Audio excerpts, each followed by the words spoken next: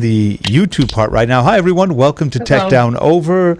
Hi. You know who we are. In fact, you know the guy in the middle. You probably do. He's the not so angry photographer. He's a lovable. Hello. He's a lovable photographer. We love him. He's great. Hey. That's Ken Wheeler, also known as the angry photographer, also known as a lot of other things. I mean, God, he's a specialist in magnetism. Has written books on them, which are actually really good. I have one of them.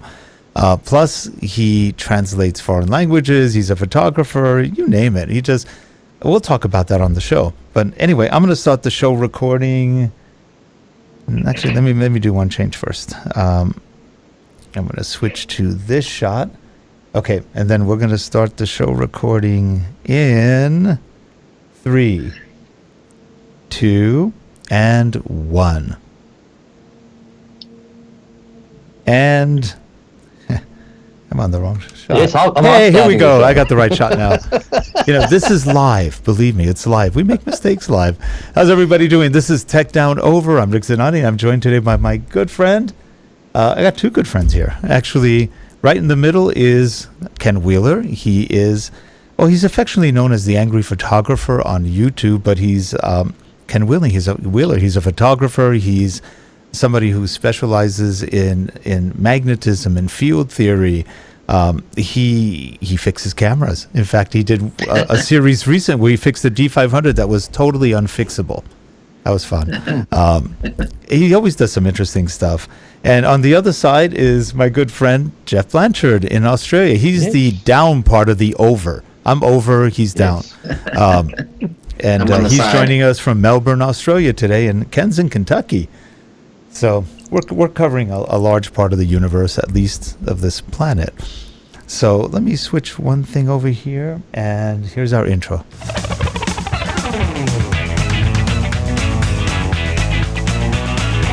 California, Australia.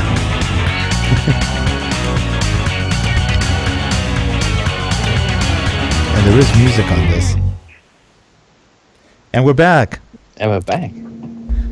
Ken, I'm glad you could come back on. This is Ken's second visit. Nobody ever comes on twice, so I don't know what that says about Ken. But no, he actually has come on twice. We've had other people on twice. But Ken, you've been doing... I can barely keep up with your podcast. I'm amazed. Jeff read this morning. We are in mid-February, and you've already done over 300 podcasts for the year. Nearly 300. Really? Yeah. I didn't know that.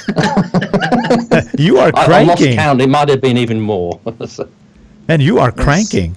Currently it's 3,000, nearly 3,400, but... Yeah, you've only been on, what, 2 years? Yeah, for actually, making them consistently correct. I mean, on longer than that, but just, video 1 month and maybe a few months later. Yeah, that's amazing. You just crank them out. I mean, I'm always impressed with... I missed about 3 days worth because I wasn't on YouTube much, and all of a sudden I went, oh, man, I got like 30 to catch up with. And I did. They were good. You did something recently. You want to tell us a little bit about what you did with the ferrocell and the magnets? It was the holographic. It was really cool. Tell us a little bit about what that one was. And by the way, you can go to Ken's YouTube site and take a look at that. It was really pretty interesting. Yeah, Buddy had seen my ferrocell videos. He's an electrical engineer and a genius in his own right. His name is Mike Palazzala, and been talking about making a three-dimensional spherical ferrocell, which was invented by my buddy Tim Vanderelli, who lives up in Pennsylvania. He actually let his patent expire just last month, and the reason for that is he's dying, and only 15% of his heart is working. And before he dies, he wants his invention to get out to the world, and due to my crazy over-the-top videos, I guess, if you will, it has, and he's been very thankful for that. And he created a ferrosphere device that is a hollow sphere of glass which can be scaled up to any size. However, my current largest size is 4 inches, but I mean, you can make it 10 inches. I mean, if I could get a sphere large enough, I could make one big enough to fill the room, and you hover a magnet over it, and the LED ring light that actually comes up from underneath that strikes the inside of that glass sphere lets you see a complete three-dimensional image of the magnetic center field divergence and center field convergence that defines the entire field of the magnet and its field coherency. You actually look, even though the sphere is completely hollow, what you're looking at is a very, very thin film of a special mixture, which is part ferrofluid and part another liquid, smeared on the inside as you actually roll it around inside the glass sphere, just light coating, and it will stay activated for over half an hour. Now, in essence, you said that's like a hologram, similar. It's absolutely amazing. My buddy, there's a millionaire that lives about 30 miles from here. In 30 years, I've never seen him excited over anything, and I told him about it on the phone when I said, it was here that he actually rushed over here, and it's the first time in 30 years I've actually ever seen him shocked. The video doesn't do it 1/110th the justice of holding it in your hand. It's absolutely mind-boggling. You actually look like there's something going on within this 4-inch sphere, or whatever size that I can actually scale it up to. That's really interesting. I remember years ago doing an experiment with it wasn't little, it was about a 3-foot tall pyramid, but it wasn't really the whole pyramid, it was just the bars, and it made a pyramid, and I tried the experiment of putting a razor blade in it, and I swear, I used that razor blade for a whole year, and it never got dull. And I was going, that's amazing. I don't know why. I'm not really sure. I imagine it had to do with some sort of magnetic field, but it worked. It absolutely worked. Yeah. Have you ever had experience with anything like that? It actually created a medical industry they call Hallback array. There's actually a guy on YouTube called Super Magnet Man. He used to have the largest sales of magnets in the United States. George Mizell, you can actually still find his videos on YouTube, and he actually shows where he actually contacts his plant in China to have them create certain neodymium iron boron nickel-plated magnets. And he has to create the pyramid in stages where you actually create the base and then another section and then the top, and he slides them together with wood so they don't break. And he sells that to the medical industry that use the high Gaussian flux at 1 Tesla up to 2 Tesla flux at the tip of the pyramid. I mean, so far as this has nothing to do with pyramid power or anything like that. I mean, this is actually a pyramidal force constrictor, just kind of like if you're actually to take, as firemen do, they have a nozzle on the end of a hose with a little tiny hole where you actually have incredible pressure, enough pressure to actually cut through steel in the case of like some of the machinery and places that actually fabricate, as you've seen on TV, motorcycles and whatnot. They use water jet technology with a really fine nozzle. So you have the exact same premise of the magnetic flux. You actually take the field constriction to a point, and those are used in various applications. They're called Hallback arrays. Yeah, I know all about the water hose pressure. We got one of those cleaners that you can clean like your driveway with or anything, and I really scratched it up. It wasn't that hard. I really just messed that one. So much for that. So this has been a big week in news. We've got, and I missed this one. Jeff said he watched it. I don't know how I missed it, but you did a talk on Nikon's announcement that they had incredible losses. I was going, interesting. I guess they didn't have a good year. What? I know you love your Nikon gear and the lenses and stuff. What do you think's going on with Nikon, other than they're either not coming out with rational new stuff? I mean, they spent a lot of money coming out with GoPros when GoPros dropping dead, and you just go, okay, that's like a Canon moment. But what are they doing? It's a good question. We have to obviously speculate about things we have no idea thereof. I mean, I've seen Tom Hogan speculate about what's going on at Nikon corporate, but I mean, ultimately I have to take a more conservative viewpoint that neither me nor Tom Hogan, who's made a lot of speculation, or other people in general, as far as what the talking heads or the infrastructure of Nikon corporate is doing. Obviously, those GoPro copies have been a complete failure, and obviously that's probably going to be a write-up for Nikon, but I mean, I've said since day one that Nikon should not try to compete with Sony in the point-and-shoot camera market. Yeah. As far as what they've written down, apparently a lot of it is their lithography industry, which they cannot compete with either China and Japan in general, so they wrote that off, in addition to, their other failures. Nikon's always had an IBM mentality, so as far as what sort of talking heads in corporate, even though I love Nikon, it's like somebody that loves their sister. I mean, I can both love them and yet be incredibly critical of them at the same time. So, yeah, it was just undying interesting. fan, whatever Nikon does is great. If I love them or if I hate them, everything Nikon does is terrible. I mean, obviously I have to take a logical, intelligent Oh, sure. I mean, they came out with the D500, which was exceptional, except mine. The one I bought was flawed. And I mean, of all people, I got the one that was blurry. No matter what lens I put on, it was blurry. I went, oh, man. And I took it back, and I never bought it again. I guess I was a little afraid. I got one bad one. Maybe I'll get two bad ones. I don't know. Someone didn't set the autofocus sensor right in the bottom of the light You're box. probably correctly, right, to be 'cause it certain just- that was the issue. It never worked. It was a nice body. It felt good in the hand. Now I know you never liked the D750 that much. I actually liked the D750 when I had it. It was comfy. It was comfy to hold. It took really nice pictures from what I could tell. I mean, the things I shot with, it was clean. It was clean. I had the D810. I sold that one too. And I liked the D810 too. The D810 had beautiful textures to the images and stuff. What didn't you like about the D750? The buffer was an issue. Yeah, okay, Obviously, yeah. we had a couple of recall issues. Obviously, the image output was perfectly fine Yeah, as it far was as nice. a portrait or landscape camera. It's incredible using the exact same sensor as the Nikon D610, but it doesn't have the oil spitting issues of the Nikon D600, D610. But obviously, they had the autofocus. Base slot was reflecting back onto the sensor.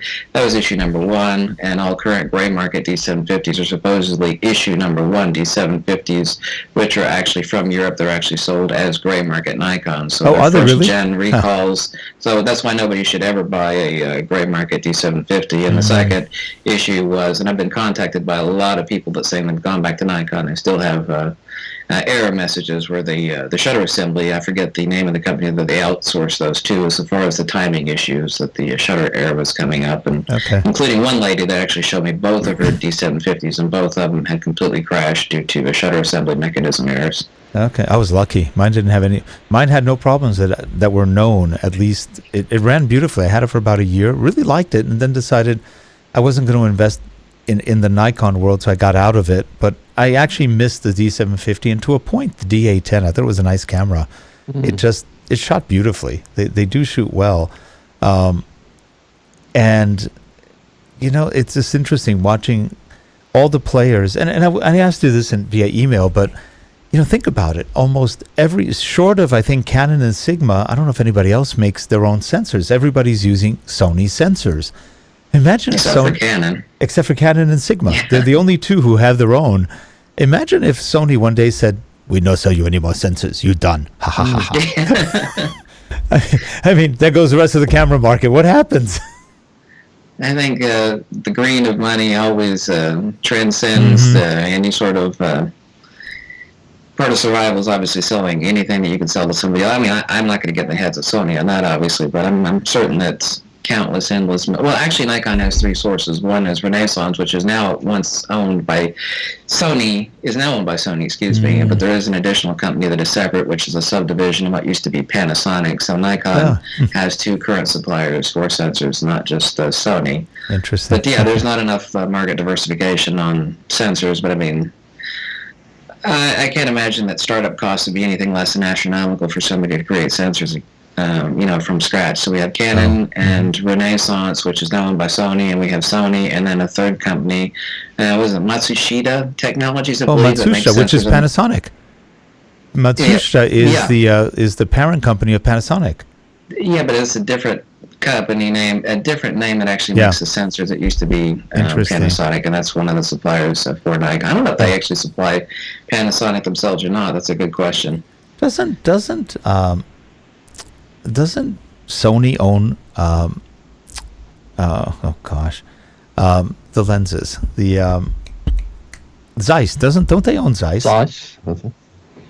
Do they own them now? I thought they were Sony only bought them under out like contract 10, 15 years ago. I could have swore they did. But they really treat them separately. They must have different P&Ls because they really do treat them as separate companies, even though most of what they sell is Zeiss lenses.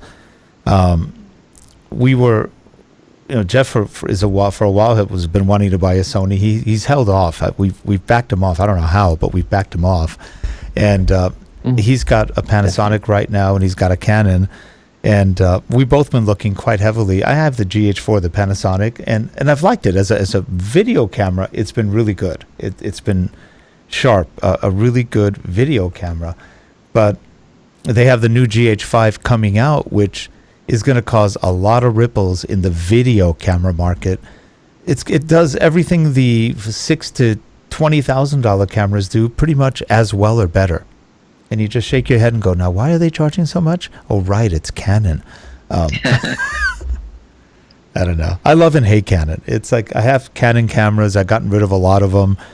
I just think Canon's the most psychotic company on earth. They compete against themselves to the point of destroying themselves.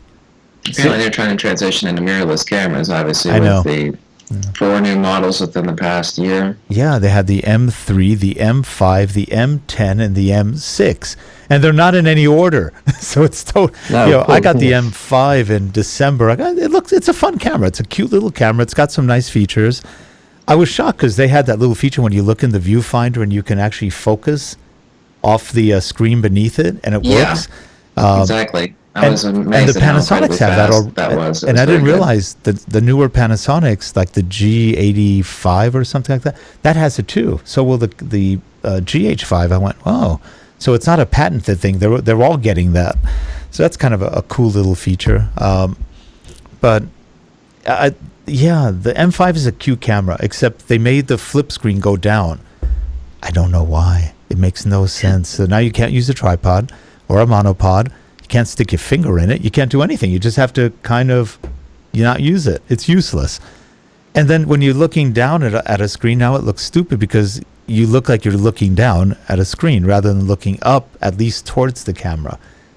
I don't get it. I mean, this is a multi-billion-dollar company with engineers that probably get paid pretty good money, and they let this stuff go through.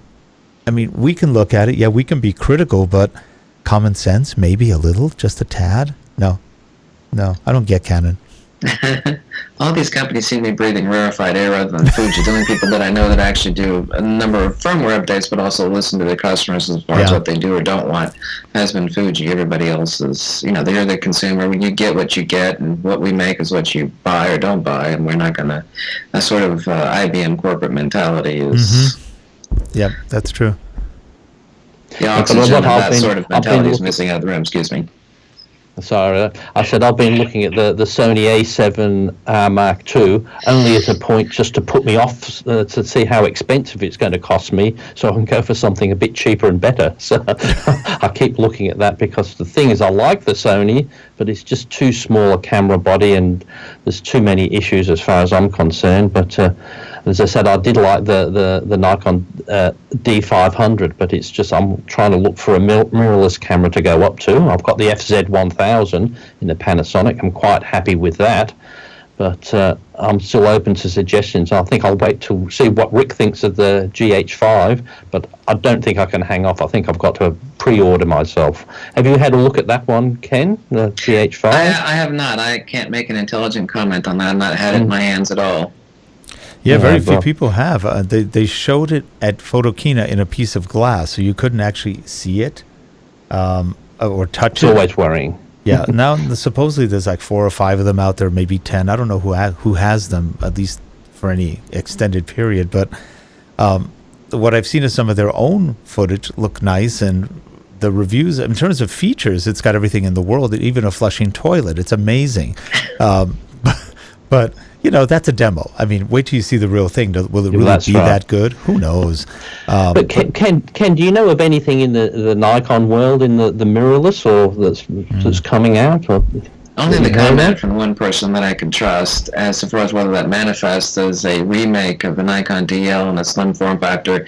Obviously, Nikon is not going to come out with a new breed of glass, so the mirrorless camera, if they do produce it, would have to have a light box that would equal the flange distance to let them use current production lenses. Also, what Nikon is sorely lacking, a lot of the new lenses like the 300mm PF, the new 70-200 2.8 to Nikon, and I know for a fact that Nikon is coming out with a new 300mm 2.8 Fresnel design, or very lightweight 300mm 2.8. Nikon has currently no full-frame cameras to take advantage of 7 of their very fastest tracking and acquisition lenses. So there's absolutely no doubt in my mind. I mean, I'm not a gambling person endorsing at all. There's 1,000% certainty that Nikon is going to come out with a full-frame version, basically, of the Nikon D500 this year. It should have dual XQD card slots, and it is extremely likely that, very, very likely that I'm told that it will have an RGBW sensor in it. Sorry, I lost the train of track on the. That sounds pretty cool. Oh, I'm not mirrorless there. Yeah, correct. So other than the one. You think it'll be a full-frame mirrorless? As a replacement for the Nikon DL in a smaller form factor that has been greatly improved, because the DL was a disaster. It was huge and bulky and had a lot of design errors. But Nikon has been working. The Japanese zeitgeist and the ethos of Japanese corporate always demands that there's tremendous amounts of forethought placed into 100th anniversary, especially of a large company like Nikon. That Nikon has been working on something now for years and years and years. Now, the RGBW sensor, for example, is about to roll out. I've told people now for well over a year and a half that all camera companies, Canon, Nikon, and Sony included, always have to have something else to roll out to give you. And so whatever that rolls out is 5 years behind. Like the RGBW sensor was created by a Kodak in 2007, but that is the new echelon of technology that's going to hit now in 2017 and 2018. So it's for absolute certainty that Nikon has really had their fingers in the pie, if you will, for the past X number of years to work on a wow factor for their 100th anniversary, which is this year, I believe, June 4th or something like that. Because I believe Canon, there was talk about them doing a full-frame mirrorless sometime this year, so that'd be interesting to see what they do with that. Hopefully they don't mess it up. Yeah, not mess up their video like they did on the 5D Mark IV, where the video files were, 1,000 gigabytes per minute or something. No, I mean, what do you get? 1 hour is 255 gigs. I mean, 1 hour. I just need to buy one of those 500 gigabyte cards. Who sells those? I don't think anybody. I mean, it's insane. And you know what? This is even more insane. They used a compact flash 1 card. 1. Not even the 2. 1. And I think it's got an SDXC. And you just go, 255 gigs for an hour?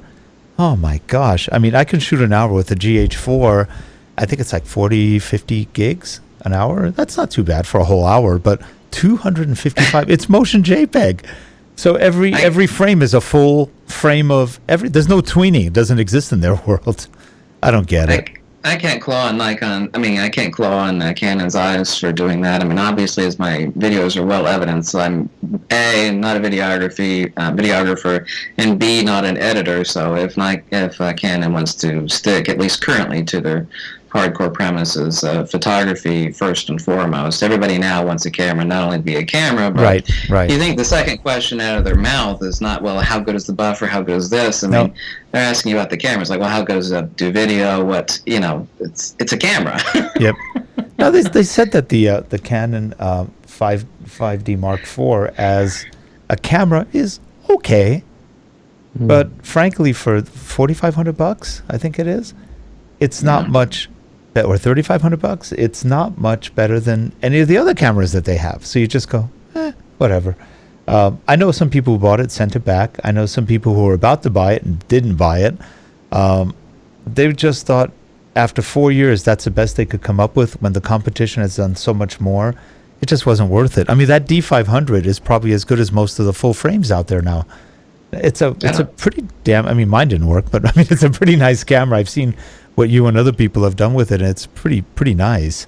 I don't know where the dynamic range failure actually begins at. Nobody other than the manufacturer, including DxOMark and other people, is ever able to test the sensor. So far as Canon making their own sensor, if the dynamic range failure actually exists at the side of the sensor, or if it's 80 converter in combination with SNR firmware, everybody keeps saying, well, Canon sensors are bad. They don't have the dynamic range or the high ISO noise performance, but we don't know if that's specifically the sensor or a slightly inferior codec for SNR firmware, or if it's also a combination of the ADR, the 80 converters in the camera. There's so many different steps after the sensor that we don't know what Canon is missing, that people complain about those constantly. And that's a real good point, because Canon's codecs and Canon's converters are probably getting old. I don't think they've done that much to make them... Well, let me put it this way. They're probably not getting old, but they're old on that line of cameras, because that's their lower line. They'll do anything to protect their cinema line. which is minimum 5,000 all the way on up to probably 30,000 right now. And that's what they seem to, that's why I think they're weird. They compete against each other to the death. It's like some sort of bad Japanese K-drama or Japanese drama. It's like, yeah, each division is out to kill the other division. It's just weird. It's just, I don't get it. Well, Yeah, one thing sorry, go ahead. So the one thing I just don't get with Canon is that they have like that lovely flip-flop frame LCD that they did have on the 60D, the 80D, and all. And then the higher-end cameras to get rid of it, or just have one that doesn't do the full flip on it as well. They just tilt a bit. And they've always had a bit of an issue with video. Like my 60D, it's got great video quality, but the autofocus only works like a still camera. You focus it and then it's locked when you press record. You can't change it, so you have to do it in manual. So it's only good for when you're in a studio setup. Though you know for what, doing Ken said something in one of his videos, or maybe he said in many of his videos, but I remember in one of your videos you said, hey, if you want to shoot movies, get a camcorder. Yeah, that's right. Yeah, definitely. And I hate to say that's it, exactly but but that's what I've always said. A lot of the time, I had the 60D, but I didn't complain too much about it because I thought if I want anything like that, hey, get a camcorder. It's much easier to do that if you want to do things on that. But one of my favourite videos of yours, Ken, when I was looking at the Nikon 7D 750, was your video review of it in the dark low light in your cellar. Oh, I remember that one. Yeah. As I said, you don't have to go too far, but it was excellent.